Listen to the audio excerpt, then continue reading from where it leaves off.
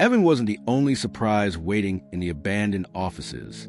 As Michael helped the injured guard catch his breath, Dante scanned the room again, muscles tense, ready for anything. The ceiling creaked overhead, dust drifting down like ash. Outside the boarded windows, faint flashes of firelight flickered across the cracked wood. Michael could feel the weight of the prison pressing in from every direction, like Rikers itself didn't want them to leave. Then Dante reached out and helped Michael lift the guard to his feet again, steadying him with one hand. "Come on," Dante muttered. "We stay in one place too long, we die." The firelight behind them grew brighter as pieces of plaster fell from the ceiling. Michael swallowed hard. He wasn't strong, but adrenaline kept him moving. Together, they supported the guard and prepared to continue deeper into the dark office wing. Every step echoed like a warning through the empty halls. The hallway beyond the office felt colder and emptier than anywhere else they'd been. Smoke drifted lazily from somewhere deeper in the block, floating like mist across the ceiling. The lights flickered, buzzing weakly. Michael kept his flashlight low to the ground, sweeping it slowly across the floor. Every shadow looked too tall. Every corner felt like a trap waiting to spring. Dante whispered, "Stay behind me. Quiet." Evan clung close to Michael, trembling with each sound. Michael's nerves were stretched thin. Every breath felt too loud. The injured guard leaned on him heavily, leaving Michael's arm numb, but he refused to let go. Far down the hallway, something metal clanged to the floor, echoing down the corridor. Michael froze. Dante raised a hand. "Not footsteps," Dante muttered. Something fell. But in a place like Rikers, that didn't make it less dangerous. They moved deeper into the wing until Dante suddenly stopped, lifting a hand sharply. Someone was ahead. Michael could feel it before he saw it. A silhouette moved at the corner of his flashlight's reach, stepping slowly out of the darkness. Michael tightened his grip on the guard, and Evan shrank behind him. A moment later, the figure raised trembling hands. Don't hurt me," the man whispered. He was young, pale, terrified, barely more than a kid. He stepped fully into view, revealing a dirty orange jumpsuit and shaking shoulders. It was Evan, but in this moment, in the choking darkness, surrounded by fire and violence, he looked like a ghost. Dante lowered his fist, but didn't relax. "Kid, you picked the worst place in the whole prison to hide." Evan's voice cracked. "I didn't know where else to go." Michael knew instantly they couldn't leave him. Not here. Not like this. The four of them formed an uneasy little group, lit only by the faint warm glow of fire drifting from a distant hallway. The orange light cast long shadows across their faces, making them look like survivors of a war, not inmates and staff. Michael helped position Evan between him and Dante, try to give the boys some protection. Evan whispered, "Do you really think we can get out?" Michael wanted to say yes, but the truth felt too heavy. "Stick with us," he said instead. Dante snorted. "Just don't slow us down." But there was something different in Dante's voice. Less anger, more resignation. Whether he liked it or not, the kid was part of the group now.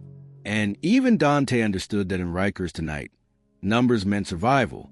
They pushed deeper into the abandoned wing, eventually stepping into what remained of an old staff office. The room looked like it had been frozen in time years earlier. Desks lay overturned, papers were scattered everywhere, computer monitors cracked and dark.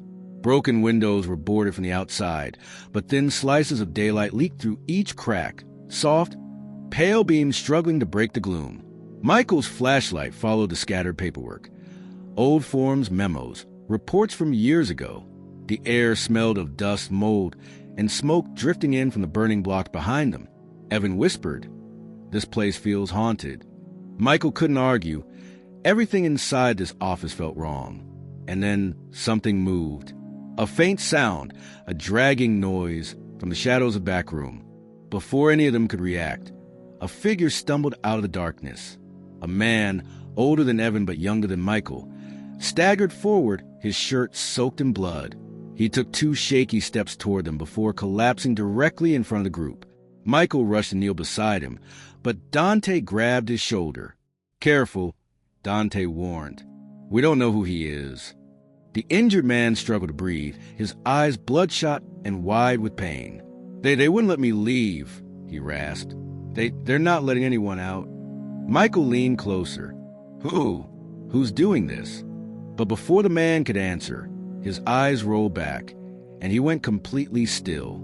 Evan gasped in horror. The guard murmured a weak prayer. Michael's stomach twisted, and somewhere behind them, footsteps echoed. The footsteps were unmistakable, multiple sets heavy, fast, determined. Michael whipped around just as shadows stretched under the doorway. Silhouettes of boots and legs appeared, then more boots behind them. A group of inmates stepped inside the office, their weapons clinking against their sides, pipes, boards, chains. One of them pointed. There, in the back room. They're hiding. Dante moved immediately, pushing Michael backward. We need to move, now. The injured guard staggered to the doorway as Michael dragged him. Evan clung to Michael's shirt, shaking so hard he could barely walk. Then the main door burst inward with a violent crash, splintering around the hinges. The attackers roared as they charged in. Michael didn't look back. He pulled everyone toward the far hallway. Anywhere but here, they spilled into a narrow hallway, almost falling over each other. Michael dragged the guard while Dante practically lifted Evan by the back of his jumpsuit. Behind them, the attackers' footsteps thundered closer, echoing off the cramped walls. The hallway seemed to shrink as they ran, the lights flickering frantically overhead. Michael's lungs burned. We're not going to outrun them, he gasped. Just keep moving. Dante barked, but the hallway forced him into a tight turn and led straight to a steel door. A dead end. Michael's heart dropped. Evan whimpered. The guard stumbled, barely able to keep his feet. Dante slammed into the steel door and pounded it with his fist. Come on, open. But the door didn't budge.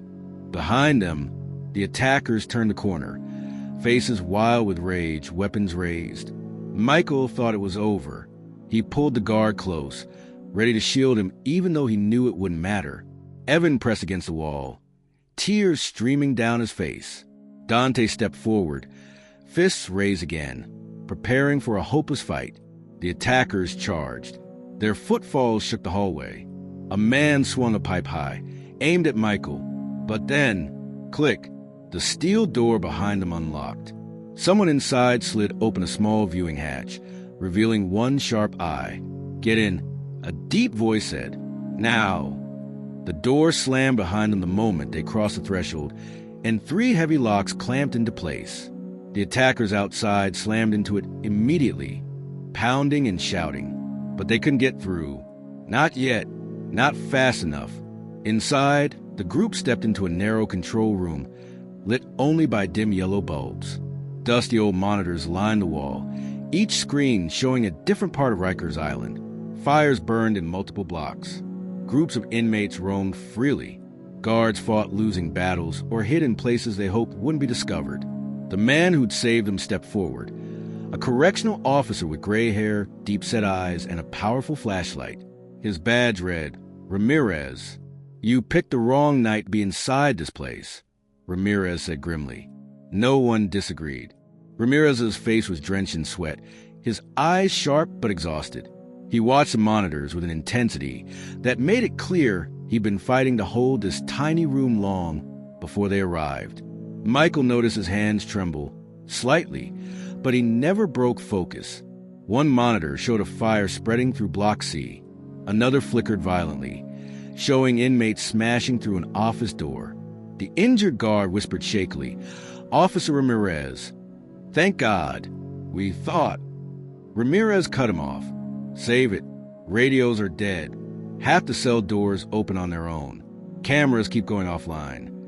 He scanned the screens again. This isn't a small fight. Someone triggered something big.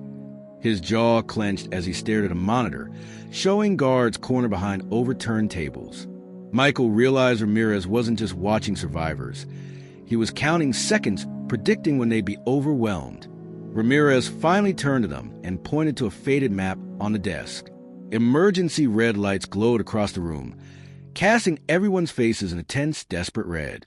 There's only one way off this block alive, Ramirez said. A service tunnel under the building. It leads toward the docks.